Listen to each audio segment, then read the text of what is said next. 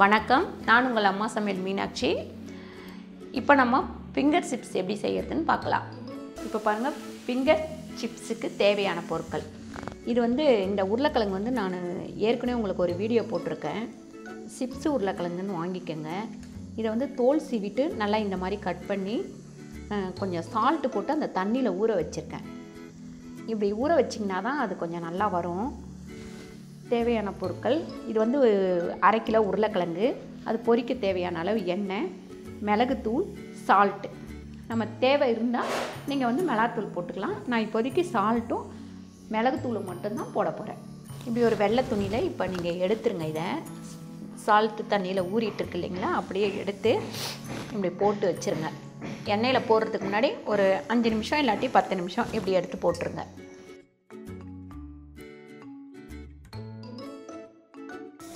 இதை அப்படியே இப்படி சுற்றி கூட வச்சுருங்க, அது ஒன்றும் ஆகாது. அந்த தண்ணி ஃபுல்லாக இழுத்துரும்.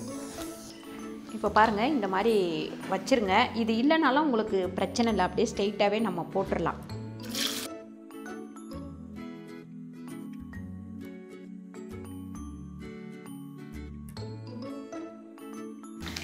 எண்ணெய் மட்டும் கொஞ்சம் நல்லா காஞ்சிடணும்.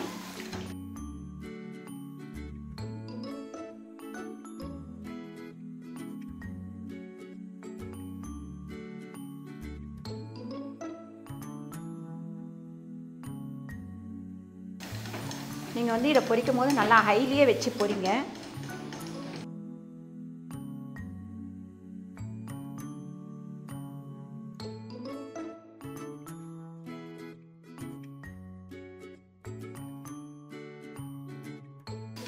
இதுக்கும் நீங்கள் சிப்ஸ் உருளைக்கிழங்கு தான் வாங்கணும், அப்போ தான் நல்லா வரும். ரெண்டாவது, உப்பு தண்ணியில் கட் பண்ணி கொஞ்சம் 1 ஹவர் இல்லைன்னா 1/2 ஹவர் ஊற வைக்கலாம். ஊற வச்சதுக்கப்புறம் இந்த மாதிரி ஒயிட் துணியில் அதை எடுத்து போட்டு அந்த தண்ணி ஃபுல்லாக வடிஞ்சிடணும்.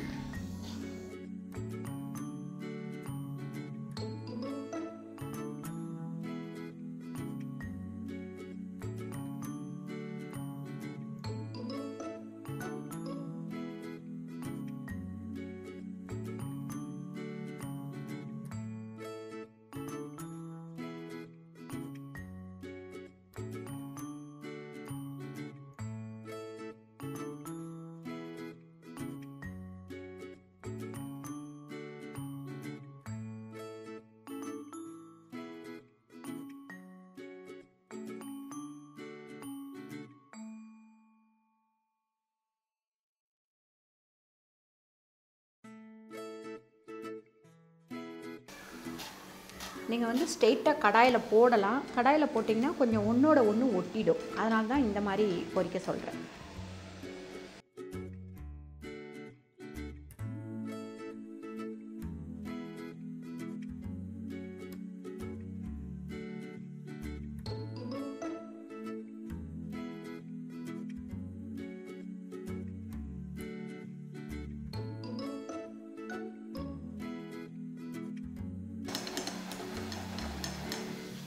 பாருங்கள், இந்த கலர் மாறிடுச்சு. இப்போ இது வெந்துருச்சு, எடுத்துடலாம்.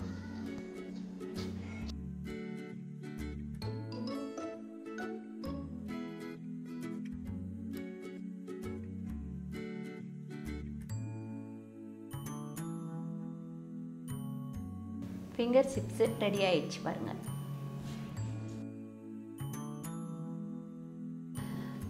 இந்த வீடியோ உங்களுக்கு பிடிச்சிருந்தால் லைக் பண்ணுங்கள், ஷேர் பண்ணுங்கள், சப்ஸ்கிரைப் பண்ணுங்கள், மறக்காமல் கமெண்ட் பண்ணுங்கள், ஃபேஸ்புக்கில் ஷேர் பண்ணுங்கள். நன்றி, வணக்கம்.